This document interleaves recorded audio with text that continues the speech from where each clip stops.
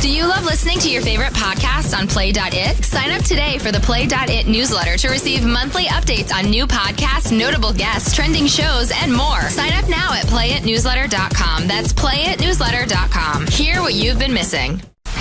Sports podcasts on Play.it are brought to you by DraftKings, a leading provider of daily fantasy sports. A man who wears the 10 pounds of gold, the nature boy, Ric Flair. You know, I always like to take this opportunity to talk about myself. Woo! Woo! The 16-time heavyweight champion has arrived. I've got the style and profile like never before. The greatest talker in the history of the business is behind the mic once again. You're talking to the Rolex-wearing, diamond-ring-wearing, kiss-stealing, wheeling, dealing, limousine-like, jet-flying, son of a gun. Woo! This is WOOOOO Nation with Ric Flair. I'm the man. Ric Flair.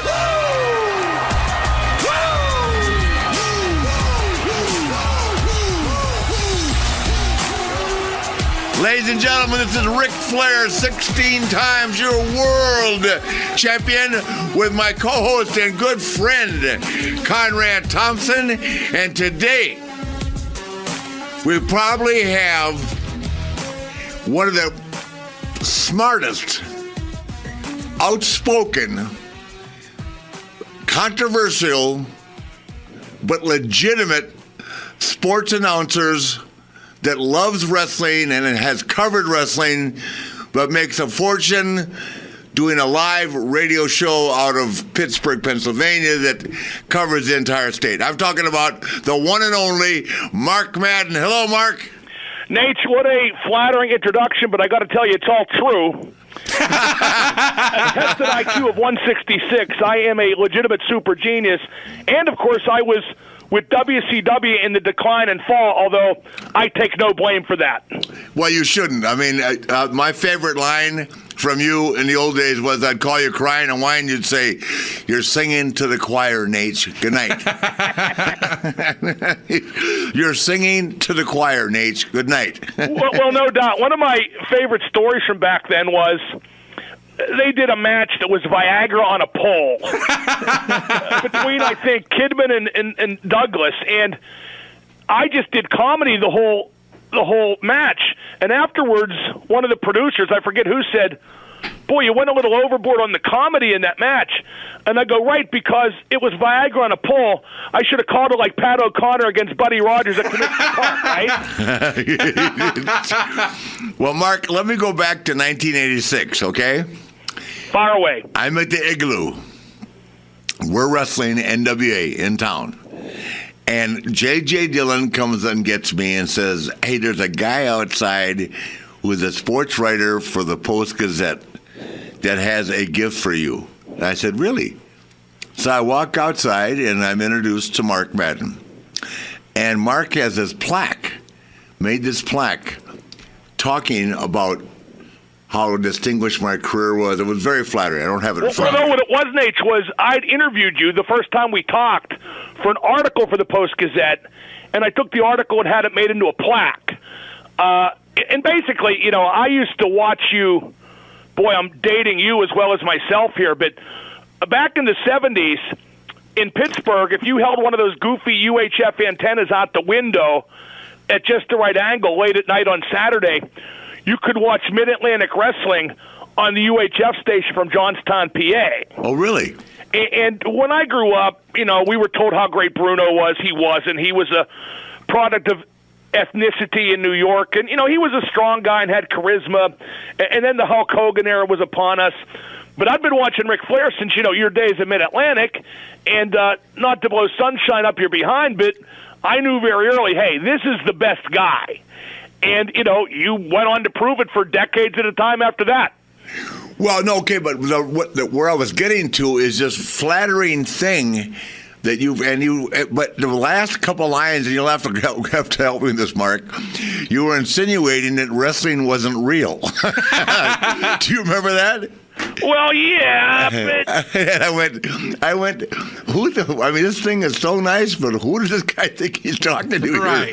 I'm supposed to be the world champion defending our product, and this guy is telling me I'm the greatest. Now, as it turned out, I became one of the few journalists qualified to talk about that. I'm sure you'd agree. No, God, for sure. Are you kidding? I've said it all along. Mark Madden, Dave Meltzer.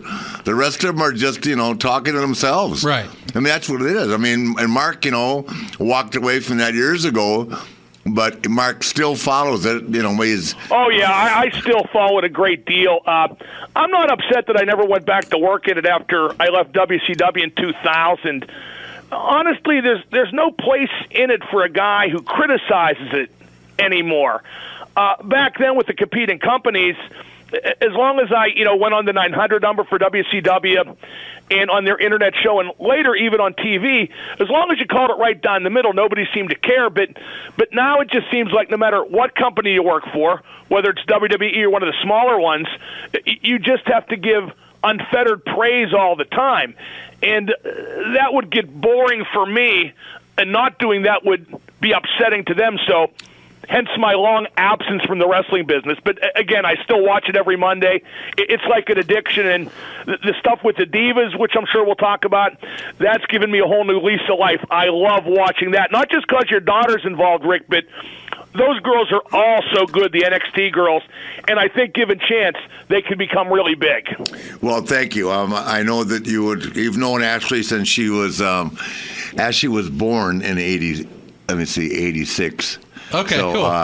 Mark has known her for a long time. It's amazing. Yeah. I had her on my radio show before NXT came to Pittsburgh, and the first thing I said to her, wait a minute, weren't you a little girl like 15 minutes ago? Yeah. And we both laughed, and she kept calling me Mr. Madden, and I said, Ash, you're an NXT superstar. You don't have to call me Mr. Madden anymore.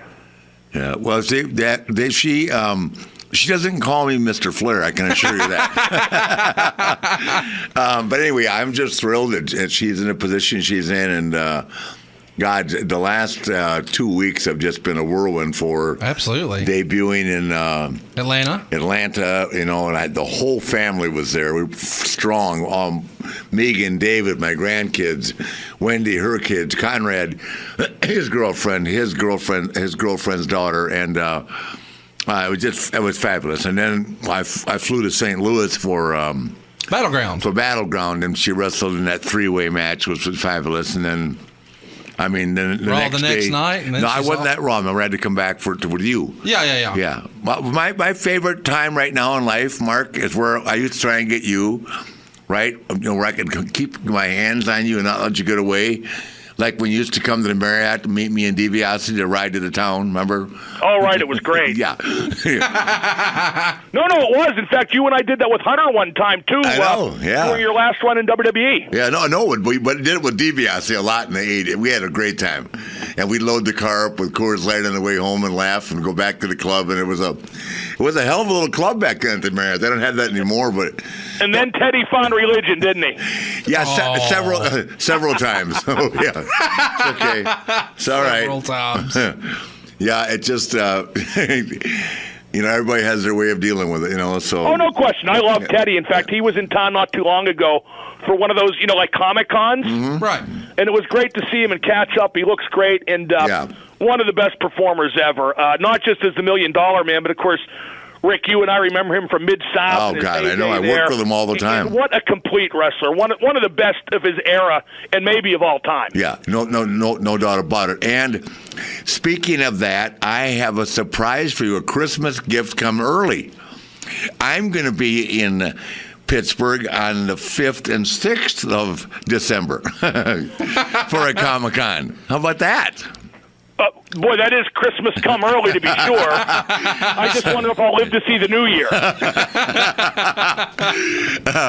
Oh, God. I actually, last time I saw Mark, he came to Mary Lemieux's golf tournament, which is one of the most fabulous things I've ever been involved in. I don't play golf. I sign autographs, and I have fun. Was that last year? It was last year. Yeah. And he came up for one day and one night, and what a sensational time.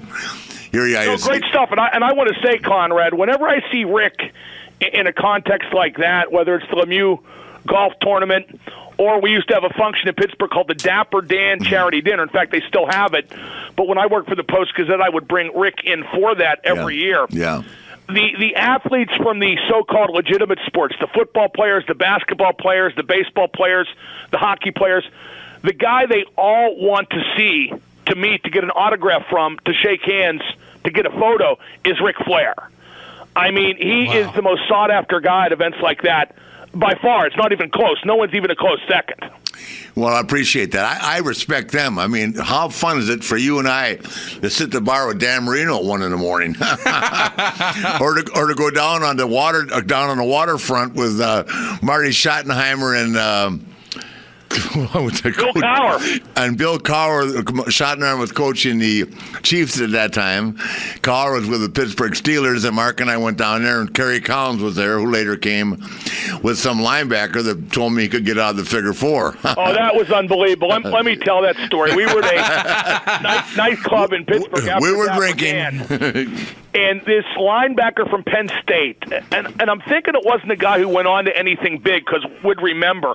Also in that limo with us, by the way, Nate, Kerry Collins and the famous workout warrior, Mike Mamola. That's right, yeah. From BC, who worked his way up the draft to the number 9 pick overall, I think, his draft year. Yeah. Even though he wasn't, a great player at BC, because he trained for the workout. He was the first guy to figure out how to excel at the workout. Yeah. And up his draft stock. But anyway, we're in this club, and this linebacker was kind of not really saying how fake wrestling was, but he told Rick, I can get out of the figure 4 leg lock.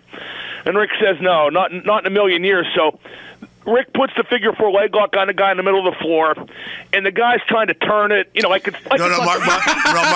let me just, I'm not interrupting you, but what I said to the guy was, if you let me put it on you. Right, of course. Yeah, I mean, I've got to get it on you. Don't be trying to fight out of it before I get it on. If I get it on you. So the guy's on the ground, and he can't get out of it, but then he says, okay, I can't get out of it, but it doesn't hurt at all. Yeah, I didn't squeeze him. Then I squeezed him. Well, then Rick yanked the bottom leg up and squeezed the top leg, and I swear to God, I thought all the martini glasses in the club were going to shatter from this guy screaming at the top of his lungs. It hurts, and nobody gets it. It's legitimate. If you get the leg over the knee, there's no getting out. And that turning over stuff,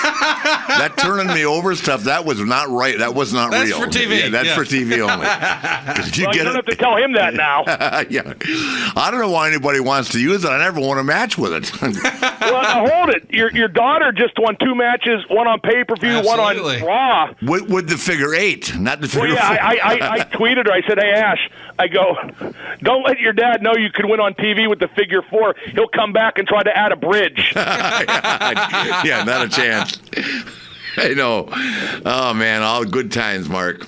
So, Mark, I didn't know you were out of WCW in 2000. I thought you were there till the very end. What happened to lead to you leaving WCW in 2000? Oh, Diamond Dallas Page was just a sensitive bitch the whole time he worked, because he had the boss's ear and got all kinds of favoritism. And I heeled on him pretty hard, and he didn't like it.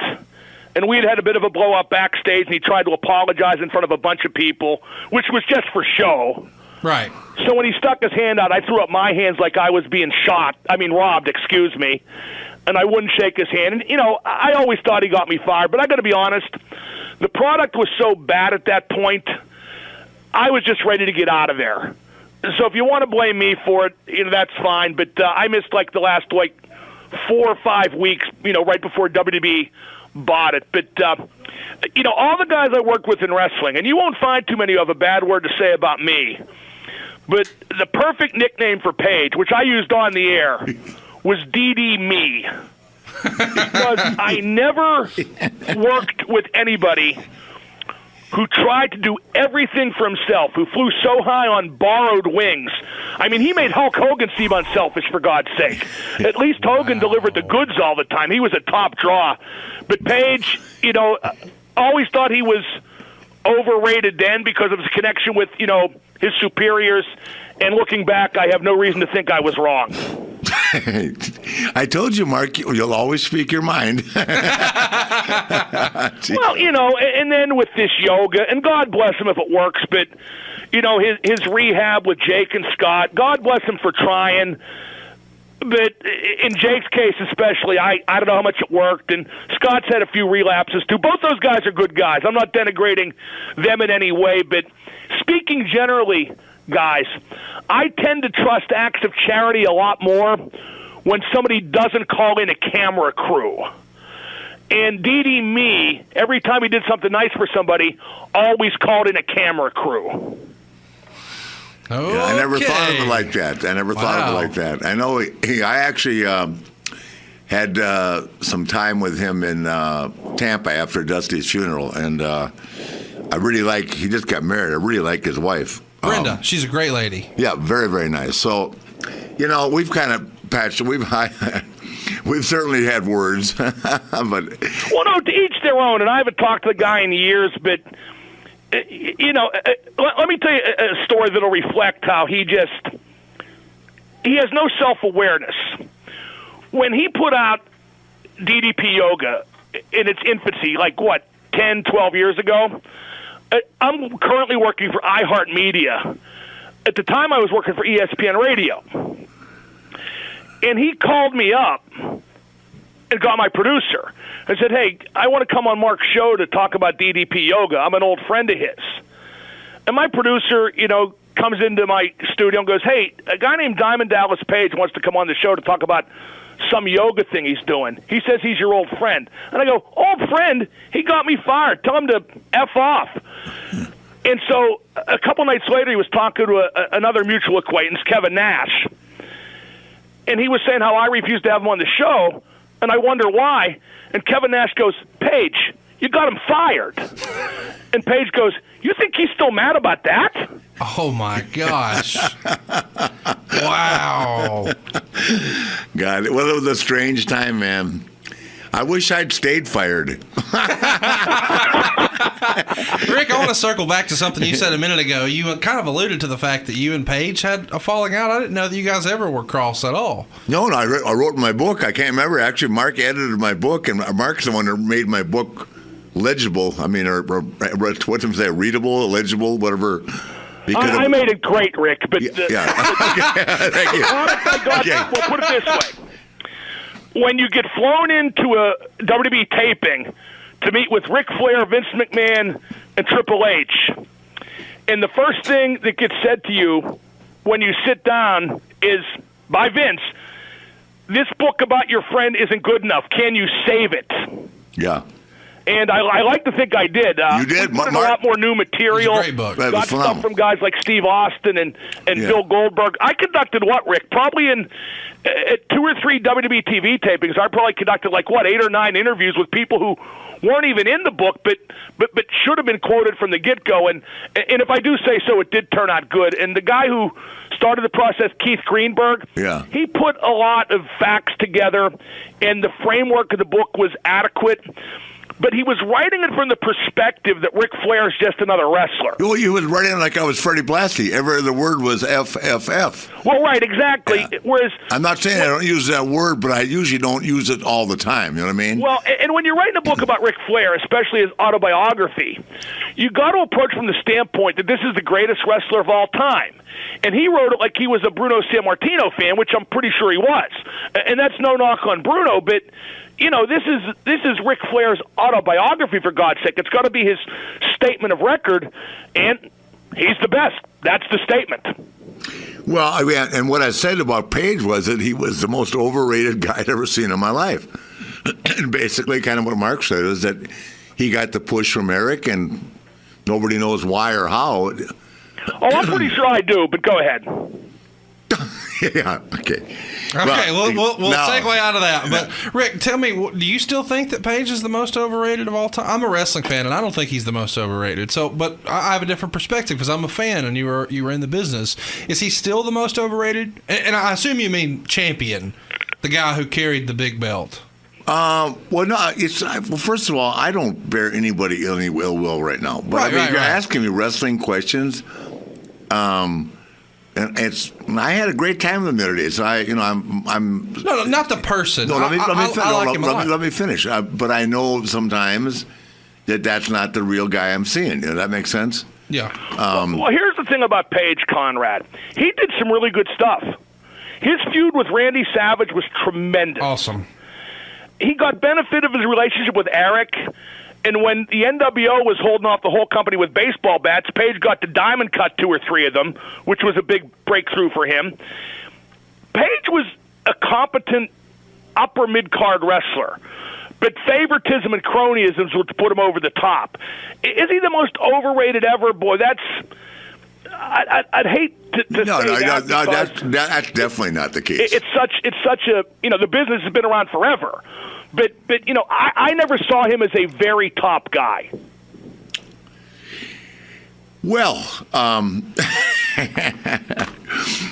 we didn't even mean to bring up DDP, but hey, things happen when you flip the mics on. And Mark Madden's here. I'll get another text over this one. Oh, Jesus. No, it's funny because we just, as Mark will tell you, for me in the business, and I've said this to you, Conrad, when I'm not having fun, I'm terrible at right. it. And the last couple of years, I feel like I'm partially responsible for Gene Oakland having 2 kidney transplants because I kept Gene with the martinis and me just trying to survive the Nitro and the Thunder tapings. It was just so strange and bizarre. It was rough. A lot of what was done creatively totally went against the grain of everything that I grew up watching. The type of point A to point B booking that I was used to. It was too scattershot. It was too surprise-oriented. And the big thing that hurt WCW down the stretch was the guys who booked it tried to do a lot of humor-based stuff, and they just weren't funny. And I said that at a production meeting. You guys just aren't funny. But they, refused to believe that. They thought they were, Richard Pryor dipped in George Carlin. But they weren't funny. Case in point, there was a skit where Ed Ferrara, doing that Jim Ross impersonation, Oklahoma, got a jar of barbecue sauce and poured it down Medusa's cleavage. And I was supposed to think that was uproariously funny. It wasn't funny at all. It was lascivious, but not in a sexy way, just in kind of a dirty way. And that was typical of some of the stuff that passed for humor on those shows, like Viagra on a pole, Judy Bagwell on a forklift. My God, and I don't want to rip like just Vince and Ed, because they did some good stuff too, but when they were in New York, they had an editor. And I think everything they did after they left New York proved they needed an editor. I'll be right back. It's time to shine my 16 world titles. All right, you're listening to WOOOOO Nation right here on Play.it. We had to go ahead and give Mark just a second to tend to some business, but we're going to tend to some business right now, Rick. We're going to talk about Casper mattresses. And who just come aboard, and I guess because I'm supposed to be an expert on mattresses, having been on so many over the years, that I'm honored to be part of this whole sponsorship. And you know a thing or two about mattresses, and you and Wendy just got a new mattress, isn't that right? We did. And how are you liking it so far? I haven't been on it yet. Wendy has excluded me from being over at the new house. Oh, she didn't want you to wear it out just yet. No. Well, I'm sure you're looking forward to it because it combines premium latex foam with memory foam, and it's a hybrid mattress. This isn't something that everybody else offers. And here's what's cool about Casper, Rick. They're an online retailer, so you don't have to run into a store. It's not like you're going to know if it's a good mattress for you or not after just a few minutes on a showroom. Instead, though, that's why you go to Casper Mattress. They're going to go ahead and give you 100 days to check this thing out. You're going to know exactly, is this the right bed for me? In 100 days? Yeah, you get 100 days risk-free. I may have to have them send me another one in 100 days. Well, here's the deal. It's a risk-free trial, and they have a return policy. And they have painless returns. Come on, not that you would ever send this back. Here's what's really cool about this too, Rick. It's made right here in America, and they're really, really affordable. $500 for a twin-size mattress, only $950 for a king-size mattress. And I've actually bought them in the stores, Rick. You'll pay a lot more for that in the stores. Well, I've never bought a mattress before. I've just had people move them in, so I'm looking forward to this. Certainly, I've moved a few times in my life. You've paid for a lot of bets. I have paid for a lot of bets. I sure have. And I've what? And you've probably lost a few bets. I have, yeah, probably along the way. 2 men in a truck isn't always where they're supposed to be at the right time. You know, I suspect this is going to be the last mattress that you get. This has just the right sink, just the right bounce. It combines 2 technologies for you, Nate. You got latex foam and memory foam, so this is going to make for some better nights. I knew. So when I visit the Conrad, are we going to get you a mattress too? I think I need one of these. For the guest room? And when I get, no, for the master. Okay. Because, come on, I'm a 60-minute man, well, baby. I know. I'm sure of it. And here's the deal. You can take advantage of a great sale, too. Get $50 off any mattress purchase right now. Just check out Casper.com/Flair. How do we spell Flair, Rick? F-L-A-I-R. Come on. www.casper.com/Flair for your $50 detail right now. Check it out, and thanks for sponsoring. For those who don't understand what Flair means, Google famous. F-A-M-O-U-S. Woo! And check out Casper.com/Flair. The greatest talker in the history of the business is behind the mic once again. This is WOOOOO Nation with Ric Flair.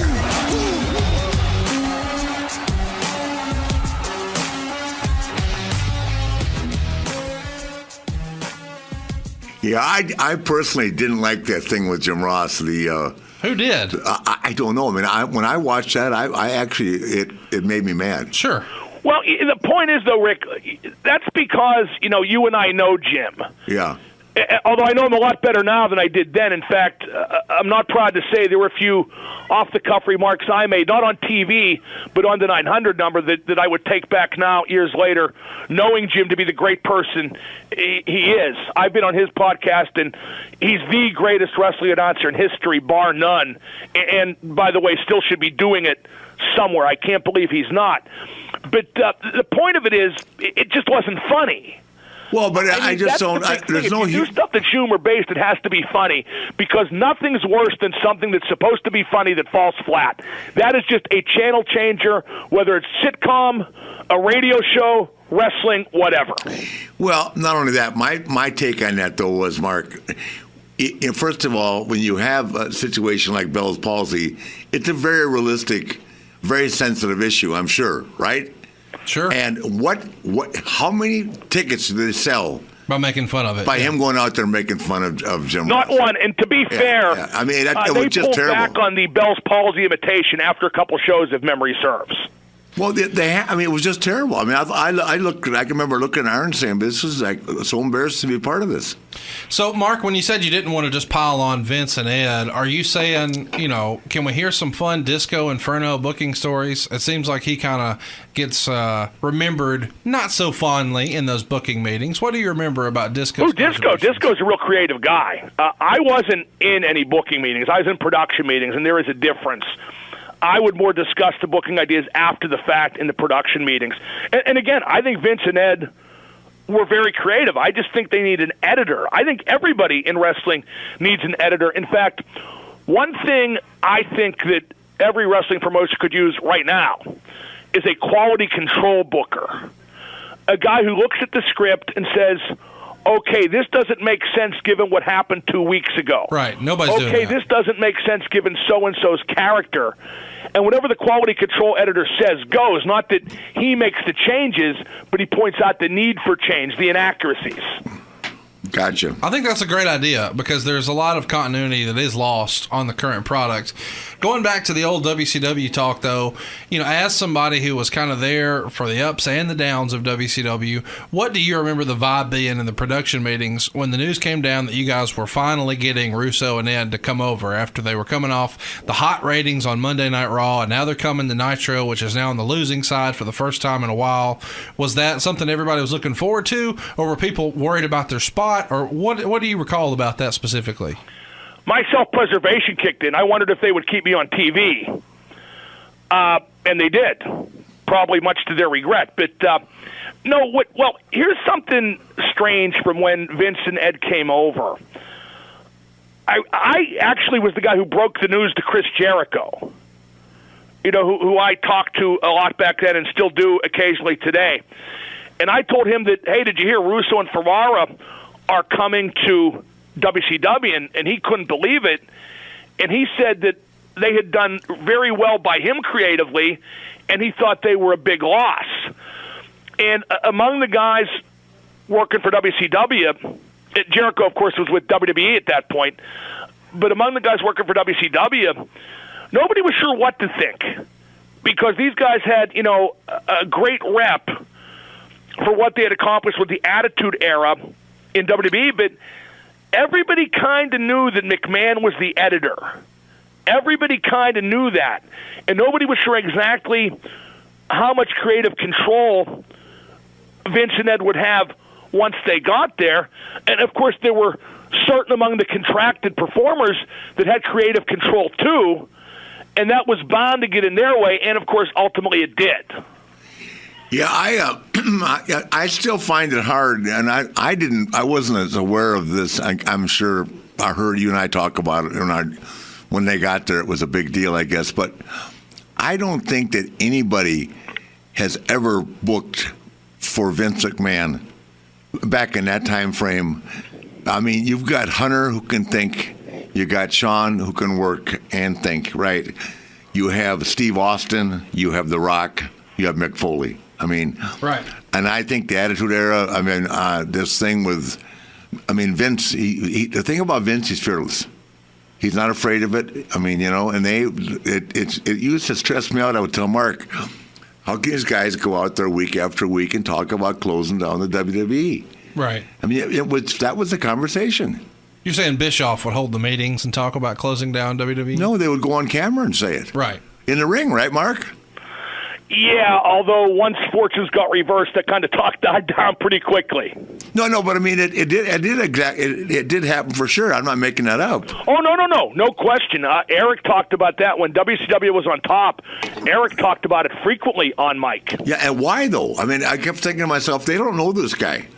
I had worked for him before back in the early '90s, right, when I wrestled Savage and Hulk and all that back in the '90s, and the guy I knew wasn't going to take this laying down. It is what it is. And, I just thought, God, I think to myself, just don't say anything. Just find a place to sit and wait till it's over and go to the bar.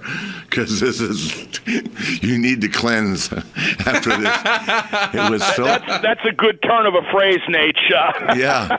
No, it was just brutal. Myself. But then again, who knows? I probably wasn't any good, as I get reminded on Twitter every day at announcing. But it was tough to work with that product. It really Mark, was. You were great. You were great at announcing. When you're presented with Judy Bagwell on a forklift, what are you going to do? And she was a lovely person, by the way.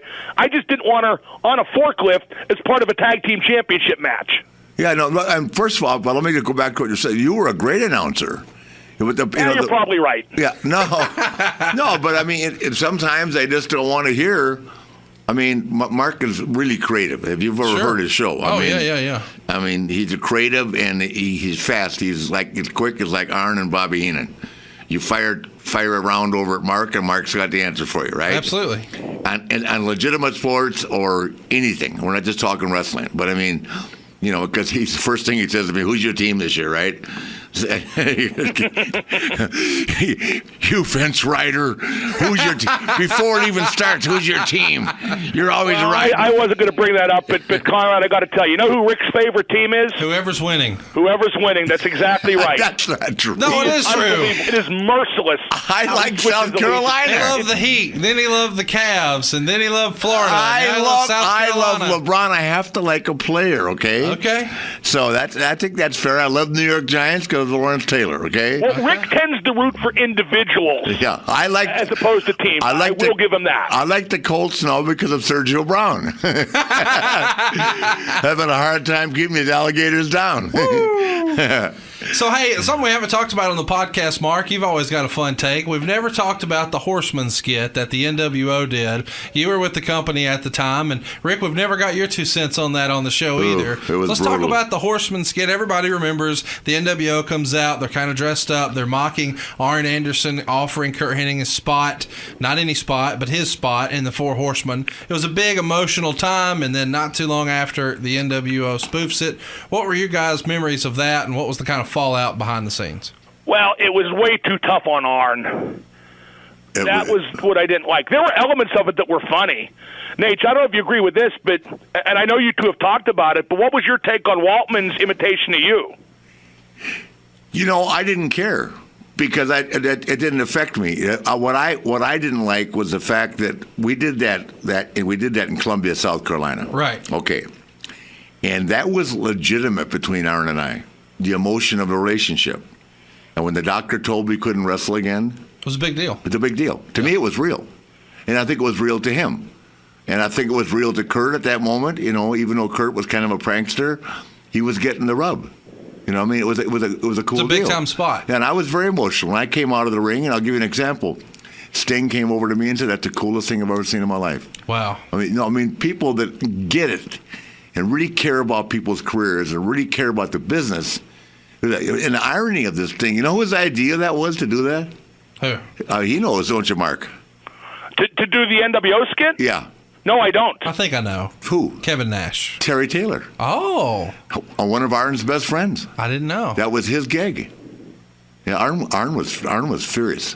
And you know what's fun? You know what the sad thing about it is?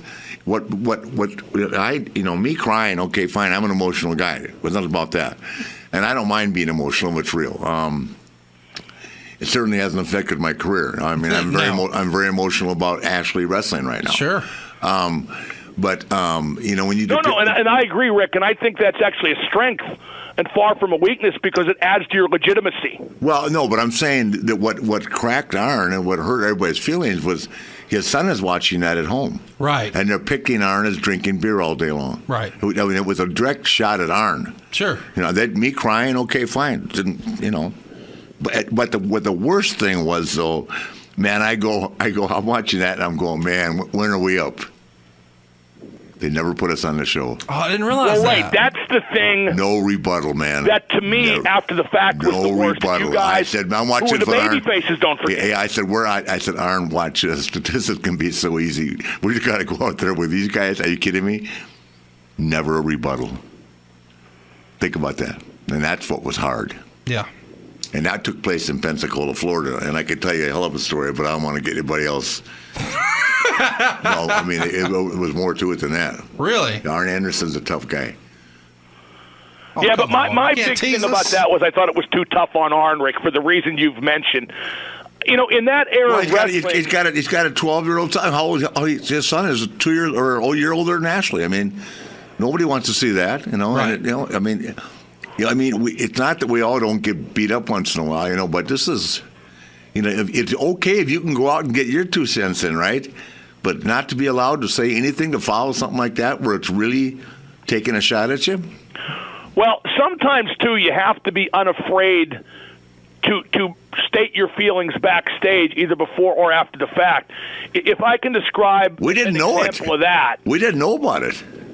Oh, you had no idea? No idea. Hell no. I honestly, Rick, did not know that. Because I wasn't on TV yet. In fact, I wasn't even at that nobody show. Nobody told me and Arn nothing, man. Doing mostly internet stuff from my home. But I'll give you an example. I've told this story, but not very often.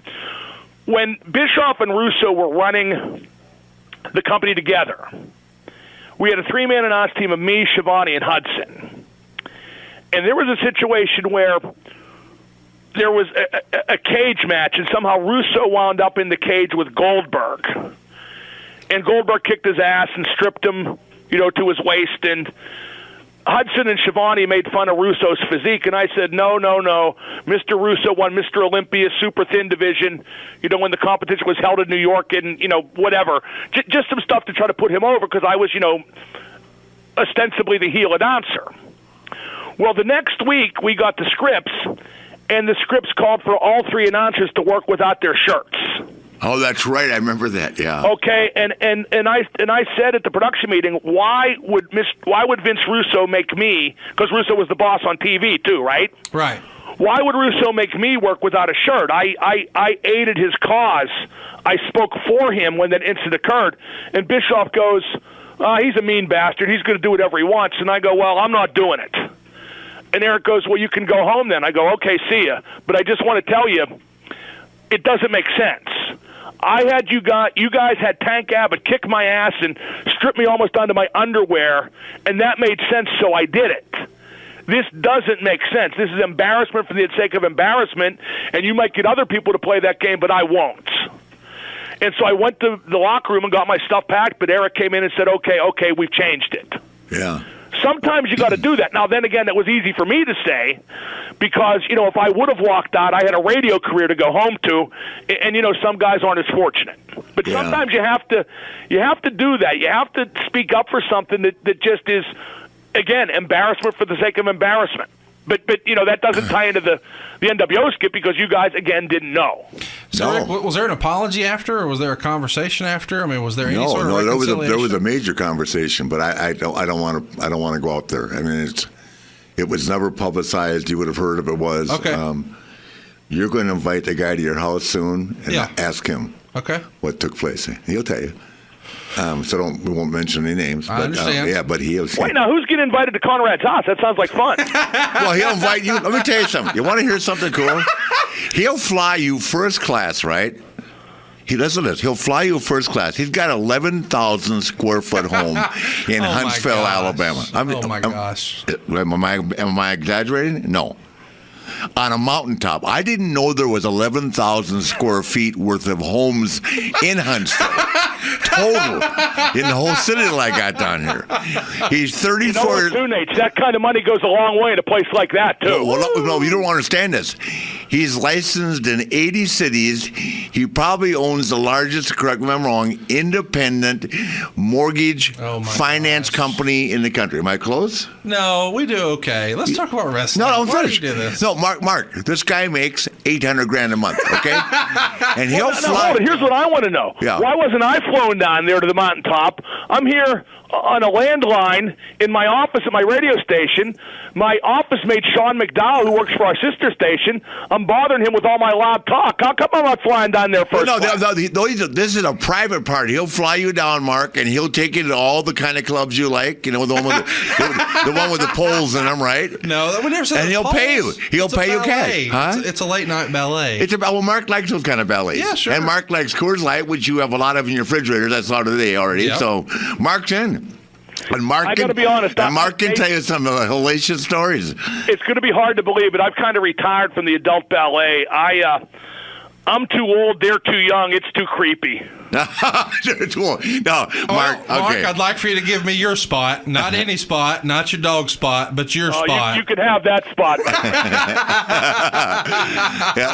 Mark likes the adult ballet. And Coors Light. Yeah. Coors Light still definitely, no question. Hey, Mark, I want to ask you a question. I don't know if you still keep up with kind of the IWC, the Internet Wrestling community, but not too long ago, some production notes that Vince had passed down to the announcers leaked out. Did you see that? Yes. I wanted to ask, what was that like on Nitro? Did you guys have some sort of banned words or things you weren't allowed to say? And how did that kind of get filtered? If there were, I ignored them. Okay. Well, no, but the one thing that's more prescient when you talk about what WWE does with announcers, once we got Russo and Ferrara and Terry Taylor, Rick, correct me if I'm wrong, but he had done some time in WWE when he had come back to WCW by the time I was on TV. Yes.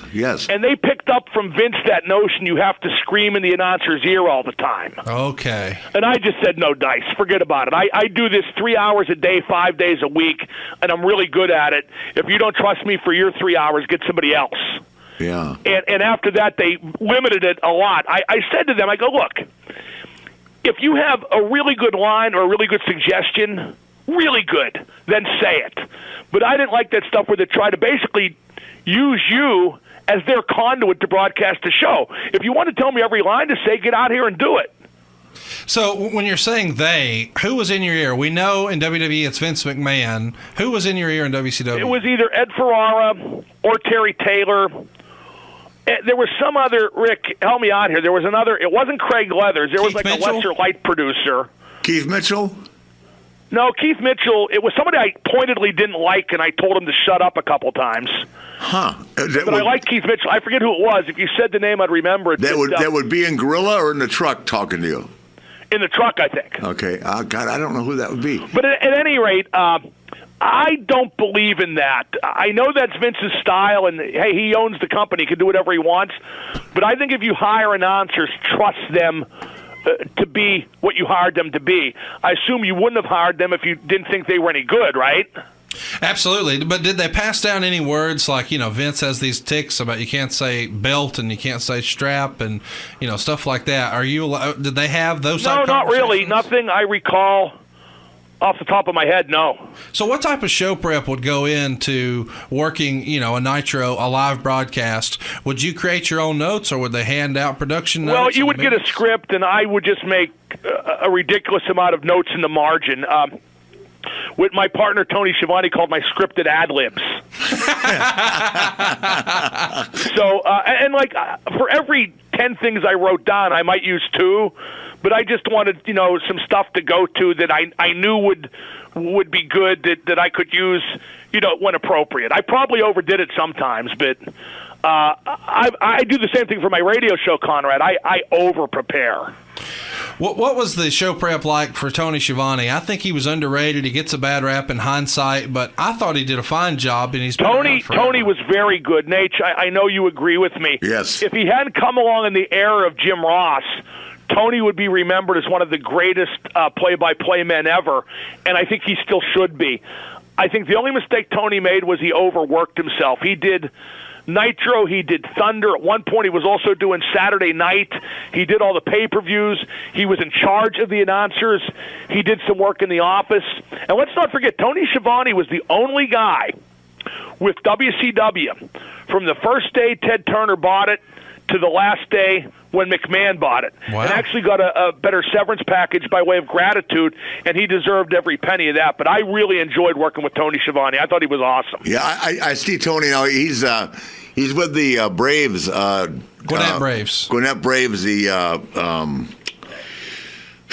play-by-play? No, Class 3 or 3A. Yeah, AAA farm team. AAA farm team, yeah. Boy, I'll tell you what, I knew even back then, because Tony's background before wrestling was as a minor league baseball announcer, and he really knows baseball, not just the stats and the names and the lineups, but he knows the framework of the game, how it's played, what the right move is, what the wrong move is.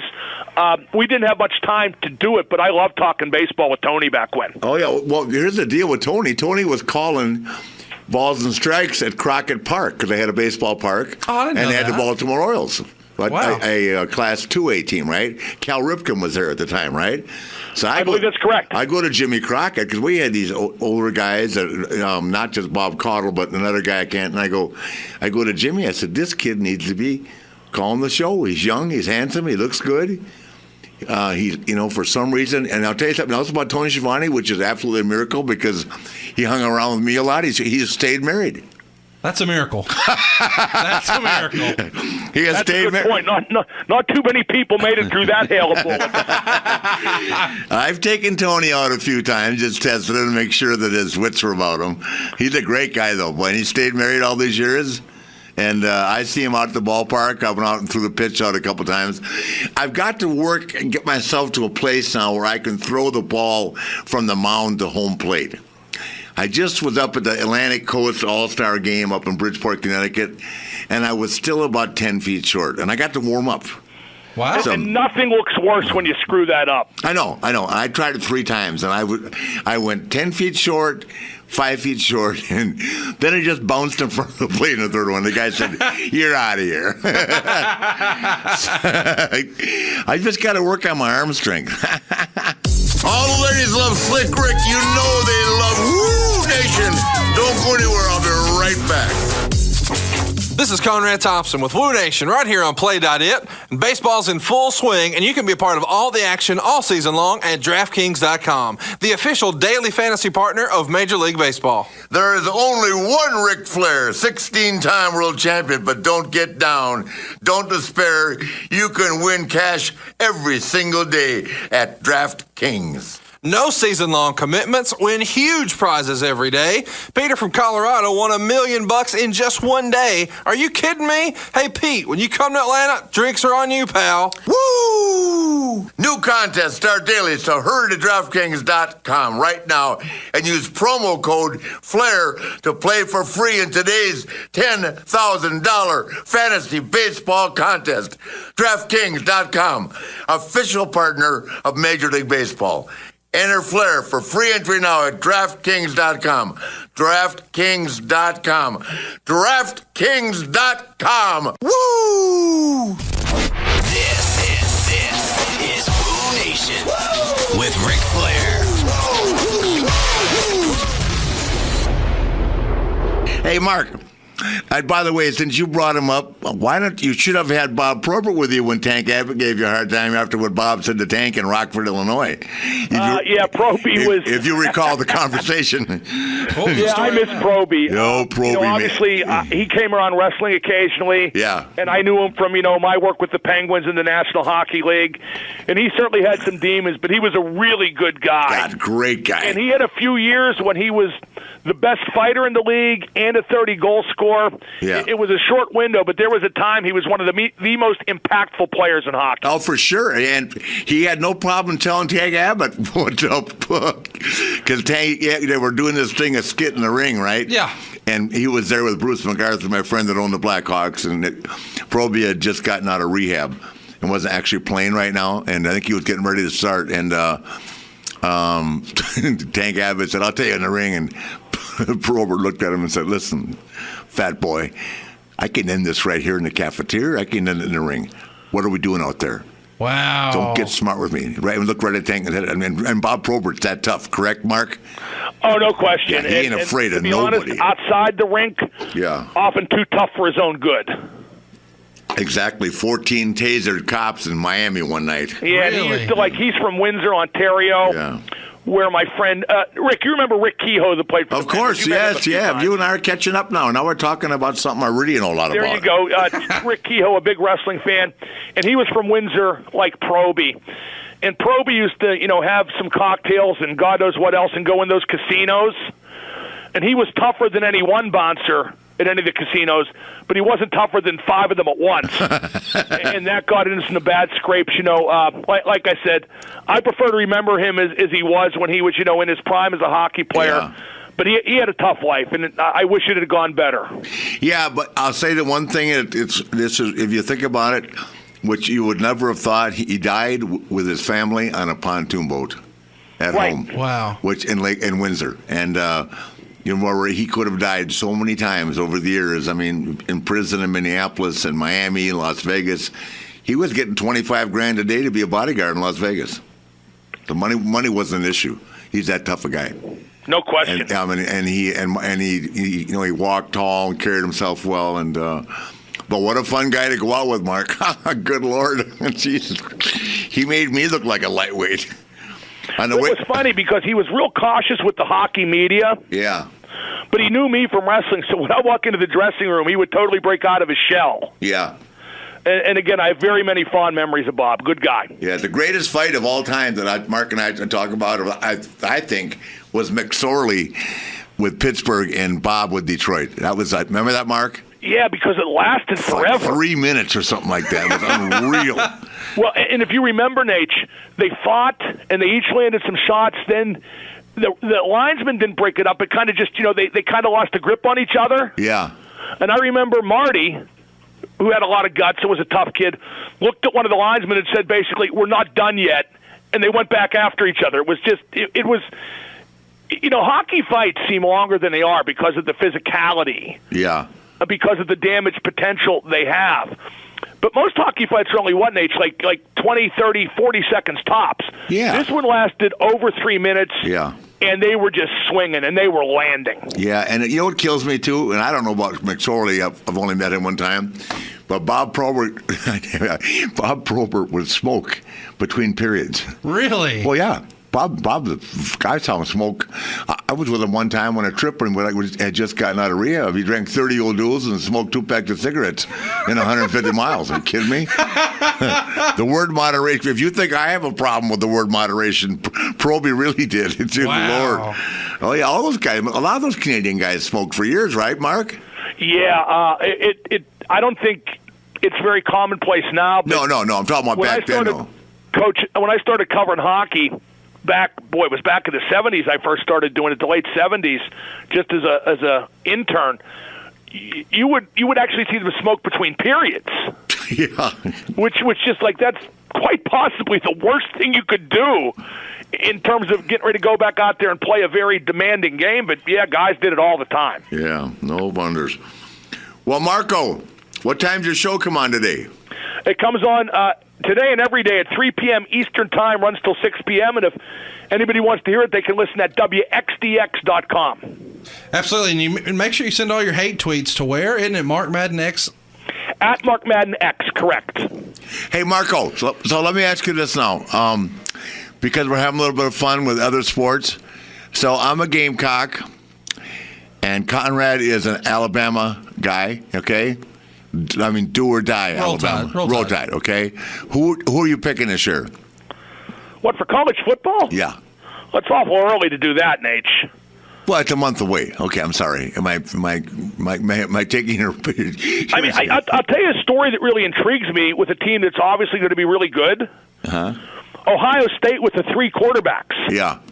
How could at least one of those guys not transfer to someplace where he would play? I thought Braxton Miller did transfer. He didn't? No, he's talking about moving to wide receiver. Oh, is that what it is? Okay, all right. Which is crazy. I find stuff like that intriguing because when you go to college, forget about if you're an athlete, when you go to college, the goal is to pick a major and learn a profession, correct? Yeah.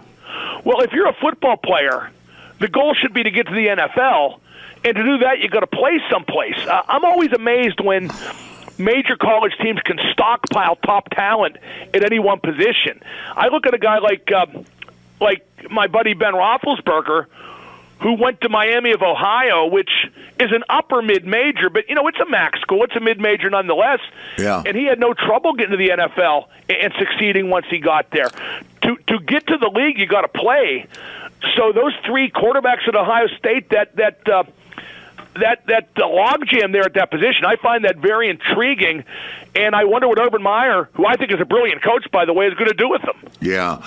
Well, I don't know. I'm be honest with you. I'm not an Ohio State fan by any means. I'm not saying I am either. I just think that's a interesting situation. I'm really hoping that Harbaugh can bring Michigan back around. That's not going to happen. The rest of the conference is like a 4A conference in Pittsburgh playing high school football. Well, I'll tell you, I'm not Purdue, so sure Harbaugh's going to get Purdue, Illinois, Minnesota. I think the type of coach he is, even at the college level, I'll be blunt, I think it's a bit outdated. I think that the hard-ass dictator I think that's come and gone in pretty much every sport. Now, who are you talking about now? Harbaugh. Oh, yeah. Michigan. Yeah, I know. I was around Jim quite a bit when I did that 49er thing. Oh, there's some hate. That made me so popular in Charlotte. But I like Jim. I think he's intense. I don't think that's a bad deal. And he's a nice guy to be around. He just expects a lot, I'll tell you my sleeper, if you guys want a sleeper for this year. UCLA is like in a lot of people's top 10. Yes. And they got a lot of good talent coming back, the entire O-line. And Tom Bradley, the former defensive coordinator of Penn State in the Paterno years, who kind of got, I don't want to say blackballed, but he got left out in the cold for a few years because of the scandal, because, he was there the whole time. And I know Tom, didn't know, but everybody kind of got colored by that brush, unfortunately, in the aftermath. But he's the new defensive coordinator this year at UCLA. Yeah. And with the talent they got and the innovative way he has to coach defense, that's who I'm kind of pulling for, and I think they do have a real good team. Okay, let's say the national championship was Alabama and UCLA. Would you rather watch that or me and Steamboat one more time? What do you mean, you and Steamboat now or from then? Well, I probably have to go back a couple of years. Well, you know what's funny, Conrad, is people always talk about the 1989 series that Rick had with Steamboat, the 3 matches that were so great, 2 on pay-per-view and 1 on the – that was not the first Clash of the Champions, but one of the first. The first was you and Sting, of course. But Bruce Mitchell from Pro Wrestling Torch, who's a big Mid-Atlantic wrestling fan, who used to go see all the house show matches in the Carolinas with Flair and Steamboat, he will say, and I believe him, there were so many house show matches between Flair and Steamboat back then that were just as good as all those matches in 1989. Rick, would you say that's an accurate statement? Yes. Yeah, as a matter of fact, it's when people ask me that, not that I think I'm not dating myself, but I was 40 years old, and Steamboat was 35. And, I mean, we started working with each other when I was 30 or maybe 32. No, God, when I was like 28.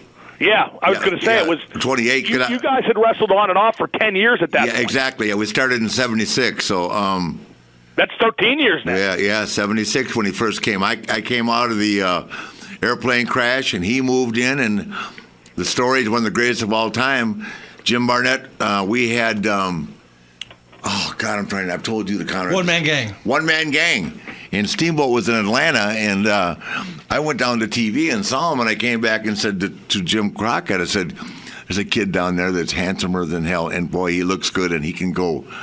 And so he called Barnett, and Barnett said, well, give me a one-man gang, and you can have Rick. And Richard Blood was there, man. Barnett traded away such a I don't think any two wrestlers have ever had better chemistry than Ric Flair and Ricky Steamboat. No. Well, I have to agree with that, too. Thank you. I'm not sure we can get Sean to quote that. But hey, Mark, before we let you... You know what's funny? On the Internet and on Twitter, I always, try to get sucked into the argument. People try to suck me in, rather. Who was better, Flair or Shawn Michaels? And I'm always going to say Ric Flair. But I have Shawn Michaels definitely as top 5 and maybe number 2. And I think there's a certain group of guys at the top. It's like NFL quarterbacks. There's a certain group of guys at the top where it's tough to put them in order. They're the elite of the elite, the best of the best, but it's tough to put them in a specific order. I'm always going to say Rick's number 1. I believe that's true, and I believe that even before he and I became friends. But, why would you argue that Shawn Michaels isn't right there? He obviously is. Yeah, I mean, Sean, my God. I mean, if you think about it, and I tell people this, they don't take this they don't take this the way I say it. Shawn Michaels wrestled himself for 30 minutes with me in the ring when I retired. I understand. True story. I don't care what anybody thinks. Oh, God, you were great. You look like, he looked at me and said, this time you're going to keep your mouth shut, don't say a word, and listen to me, and we're going. And I didn't say a word. And that's hard for me to do when I'm in the ring, right? Right. And he wrestled himself. I mean, moonsaults on top of the tables, broke a rib. I mean, that was him. Okay? I mean, he carried me the whole thing, and I'm not ashamed to say that. I was 59 years old. But it was still, I regard that probably as the most special time in my life. But he never wrestled Pork Chop Cash in a used car parking lot. No. Nor did he have Sonny Myers. Who was that? Who'd you wrestle in the parking lot of the used car place? Jay Youngblood's brother, Mark Youngblood. Not Mark. Are you sure?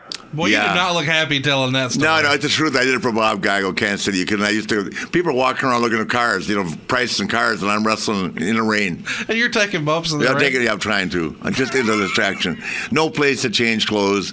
Changing clothes in the bathroom of the car lot, of a car dealership. Nice, huh? That's what wrestling in Kansas City. I used to call going to Moscow. What year was that? Well, every time I had to go out there in the 80s, I used to call when people would say, where you go to? Because Moscow. So you were the world champion wrestling in a damn car? I wrestled in fairs for him. I mean, I'm not kidding you, man. Walking through mud to get in the ring at a state fair in Hutchinson, Kansas. Are you kidding me? Google it. Hayes, Kansas. I don't even think the towns are on Google. They're that small. And to extrapolate that argument, and I'm not using this to put anybody down, but a lot of the modern-day workers that people put in a high class never experience stuff like that, and that's not their fault. But I do think it detracts the comparison to the older school guys. Well, I just think the fact that I wrestled Brody for about 10 or 15-hour Broadways isn't enough to separate me from everybody else. That was exciting. I mean, nobody wrestled Brody except me and Harley, and that was it. I mean, it was. Well, my favorite, not my favorite, because I love all the Steamboat matches, but I saw the tape of you wrestling Kerry at, I want to say the Sportatorium, or what was the other building in Dallas, Nate, that they used? The Sportatorium was Dallas, and there was the, in Fort Worth was the Fairgrounds. Where was it where Kerry had kind of had a rough day, and you basically kept putting yourself in holds? That's the time he came to the ring with his shoes untied, and we had to wrestle an hour. And I remember vividly. That was Fort Worth. That was Fort Worth. I remember seeing on a videotape somewhere Rick putting himself in an abdominal stretch. Yeah, as a matter of fact, it was so seamless. If you didn't know what to look for, you would think Kerry did it, but Rick did it. It's quite incredible. Yeah, Kerry just wasn't feeling well that day. He was under the weather. Under the weather, and he kept jumping outside the ring, and he's saying to what was the referee back then, Mark? Bronco Lubitsch. No, not Bronco. My buddy, the gambler. Manning? David Manning, yeah. David Manning, right. He was screaming at Manning, where is she? Where is she? Manning say, hoot. we still haven't got a name out of him yet. and the match was so bad the next day because Fritz had this kind of influence. It was in the paper that Kerry had 103 fever and wrestled me. Oh, wow. It was on TV. Okay. Oh, yeah. But when I was standing in the ring and they played his music 3 times, nothing, right? Then he came down the ring with his shoes untied. Oh, that was it. I looked at him, and then the other time, it was... Had you seen him backstage before then, or was it the first time you saw him? No, nobody could find him. Okay. He was not only that, too, Nate. He was in the horse stalls. Well, in world class back then, really any of the promotions back then, the heels and baby faces never saw each other at the arena before. No. I was with David Manning before matches. David was phenomenally successful, but ended up doing well in life. But one week he'd have 40 grand on his. He gambled football big time, right? I'd never been around a guy that gambled like that. It was fascinating, and he was a good bowler, pool. When I traveled, he was a hustler. He could do everything. Yeah. And now he's got a travel agency and doing very well. But we drove out to the airport one time, and he had a gold Halliburton, and he DFW, and he had $40,000, and he gave it to this chick to go bet on the bowl games, and because he couldn't get a bookie to take the action anymore. Oh my gosh! Well, now why doesn't he gamble anymore? I didn't say he didn't. I just don't. Because he has the money, and Nate, I just don't have time for quitters. No. I'm just going to tell you that he never saw the chick or the 40 grand again. It was brutal. Oh, and then he'd be up 40 grand, and then they came to find him one day, and he was gone. They took his buddy and put his leg on an end table and broke it in half with a baseball bat and told him to tell Manning. Oh, yeah. Another time, his buddy, they pulled 3 of his teeth with pliers. I said, Dave, you might want to rethink this gambling stuff, man. Golly. Oh, yeah. Mark, before we let you get out of here, we got to ask you about TNA. It seems like the writing's on the wall. I'm sure you have a funny take. What are you thinking about TNA? Well, not necessarily funny, Conrad. I want to see every wrestling company succeed. Absolutely. And it's worth noting that, it's not been made a very big deal out of. Destination America already yanked Ring of Honor. Yeah, what's up with that? I don't know, but that ain't good. And it doesn't say much for, the ratings they drew, that they're now, the late nighttime slot, and they lost the earlier slot. But they took Ring of Honor off? They had 2 shows. They had an early show, and then they would replay it a little later. Oh, I didn't know that. Kind of like an East Coast, West Coast type situation. Well, they pulled off the early show, so now they just have the late night slot. Oh, I thought Ring of Honor was their new flagship show. Everybody did. Wow. Well, all of TNA's problems are of their own making, and specifically Dixie Carter's making. She had a chance to sell the promotion to a group that involved Jeff Jarrett, but, because of her ego, she wouldn't agree to any deal that took her off TV. And obviously, she is an incredible weak link. I mean, nobody wants to see her on TV. She is just a channel changer and has been from minute one. And now they're trying to do things on a super low ball level where everybody except the select few get paid by the appearance. And look at Bully Ray. She brought him as the authority figure on a per appearance deal. And the last set of tapings, he just didn't come. Decided he didn't want to do it because if there's no obligation to him, he has no obligation to TNA. So I think it's terrible how far it's fallen. There are a few guys there I really like, especially my friend from Pittsburgh, Kurt Angle. I keep in touch with Matt Hardy once in a while. It's a shame to see what it's become, but they have no one to blame but themselves. It's just, I can't remember the last time I watched a TNA show and said, boy, this is really good. It's been awful for a long time. Yeah. I talk to Kurt all the time. He did a podcast for us one time, and he was phenomenal. Yeah. He's he's one of these guys that's so legit it's scary, but one of the greatest athletes I've ever seen in my life. Yeah. And Nate, I'll tell you what. The one thing that's a shame about him having gone to TNA, and I think it's good from a personal standpoint because Kurt couldn't stand that WWE schedule anymore. Yeah. with that, neck problem. Let's not forget he won an Olympic medal with a broken freaking neck. I know. He couldn't work the full schedule. But I think just how good Kurt is has frankly been kind of obscured in the recent stench of TNA. I think he's a top 5 guy. That elite class we were talking about a few moments ago, yes, I think Kurt Angle is decidedly in that. Most assuredly, yep. The moonsault off the cage got me.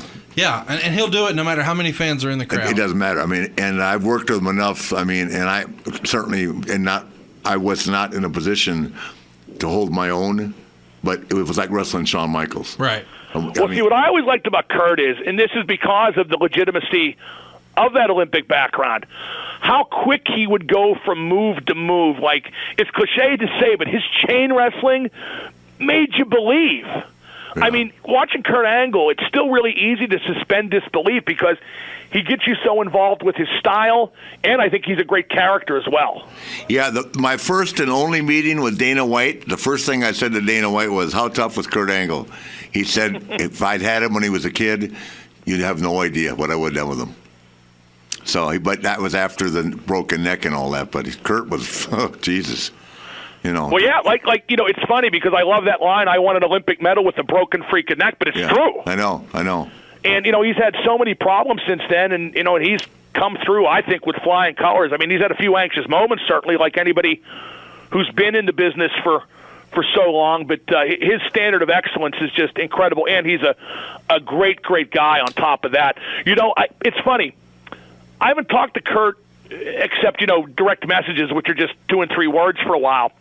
I'd love to talk to him about that movie Foxcatcher, which I found to be... Oh, he discussed it at length on the podcast. Right. No, I heard the podcast. It was great. I'd like to fire a few more questions at him as well because I thought that movie was disturbing. I mean that in an interesting way, but boy, just the hold that guy DuPont had because of his money on these amateur wrestlers, the entire U.S. program. It was frightening. Hey, Mark, you just said something a minute ago, and then you kept going. I had something to ask you. You said Kurt certainly has lived through what kind of moments? Anxious moments, just medically. That's the problem. Will you define, just so I can get a grip on my personal life, define anxious? You have had like a 40-year nonstop anxious moment. I always tell people, Conrad, when I finally, shuffle off this mortal coil, among the causes of death on my certificate will be Ric Flair. Oh, no, he took some years off my life in St. Louis. Oh, I just started. My favorite time was Conrad flies into Atlanta because he gets tired. He's got too damn much money, and he's got 40 people working for him. I say, let somebody else answer the damn phone. He comes into Atlanta. Once I get him there, I try to get the guy from CBS to run late, so we have to do the podcast late, and he can't make his flight. From there, I take him to a place called Bahama Breeze. From there to the country club, and then next thing I know, he's going home the next day. It's a rough evening. Well, let me the night that Ric Flair put the line back in the figure 4 leg lock, we stayed out until some ridiculous hour. Yeah. And the thing that is most maddening about the Natchez is his recovery time, his recuperative powers, because he called my house at like 7:30 in the morning, seeing if I wanted to go to breakfast because he had just got done working out after all. Meanwhile, I had thrown up so long and so violently that I had 2 black eyes. Yeah. Every blood vessel in both my eyes broke. Yeah, I've decided that when I come back from town or from visiting Rick and I have had a situation like you just described, I'm Morgan Freeman Thompson. That's the deal. I have the spots all around my eyes. I look like Morgan Freeman. Yeah, it's not for the weak of heart, that's for sure. And neither is your program, but it's a great program. Catch Mark every weekday on WXDX 105.9 FM right there in Pittsburgh and on Twitter at Mark Madden X. Thank you so much for being our guest today, Thank Mr. you, Marco. Guys. In closing, I want everyone to keep their eyes on the Divas division, not just because of Rick's daughter Ashley, but I think that Sasha Banks and Becky Lynch are great performers as well. There's a couple just below that level.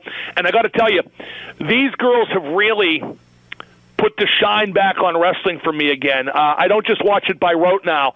They're so good and it's so different. I really can't wait to see what they'll do next, and I hope it works out. I hope the right thing gets done with the division for the long run, because there are very few new frontiers in wrestling, but this could definitely be one of them, and I'm rooting for all the girls for sure.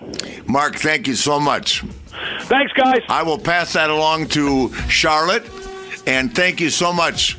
My man, Mark Madden on WOOOOO Nation, guys. Thank you, Mark. Have a great day.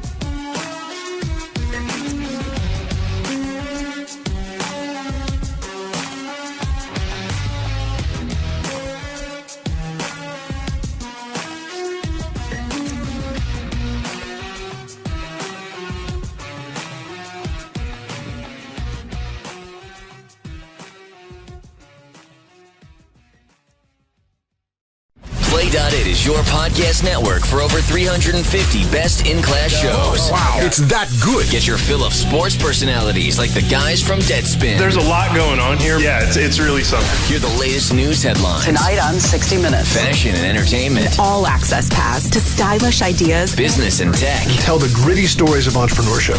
And something for every interest. This is Bob Vila. I'll help you with your entire home improvement journey. Hear what you've been missing at Play.it.